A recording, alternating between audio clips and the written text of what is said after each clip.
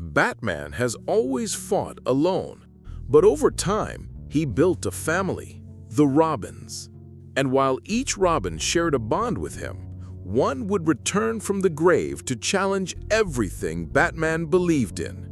This is the tragic story of Jason Todd, the second Robin, and the day he betrayed Batman.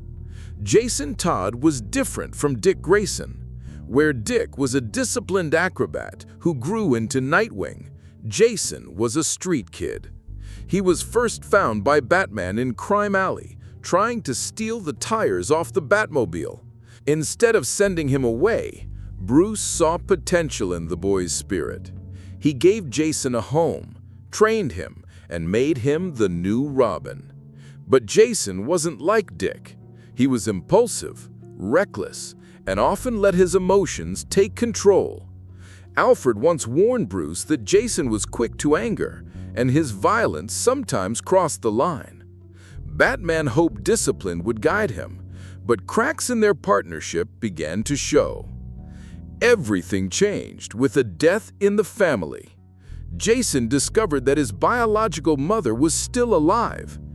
Desperate for answers, he tracked her down but walked into a trap set by the Joker.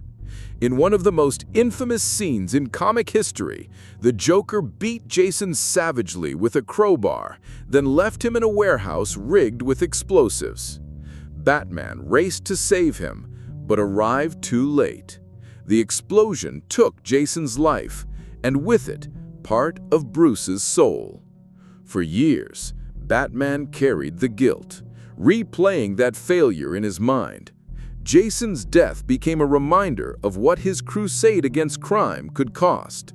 But death wasn't the end. Ra's al Ghul, leader of the League of Assassins, felt responsible for the Joker's actions spiraling out of control. Out of guilt, Ra's placed Jason's body in the Lazarus Pit, a mystical pool that restores life. Jason was reborn, but resurrection came with madness, rage, and pain. Jason returned to Gotham under a new identity, the Red Hood. Ironically, the same alias once used by the Joker himself. But Jason's Red Hood wasn't a clown. He was a warlord. He controlled Gotham's underworld, killing drug lords, mob bosses, and anyone who preyed on the innocent. Unlike Batman, Jason had no code against killing.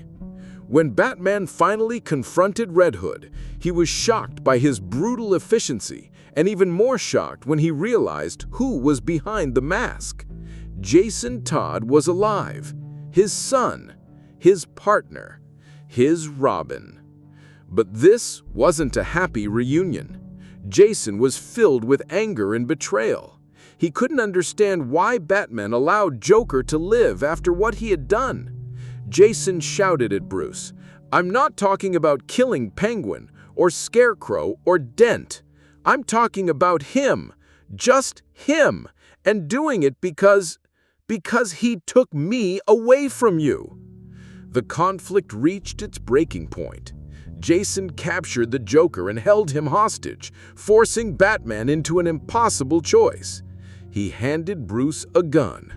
Either Batman kills the Joker, or Jason would kill him.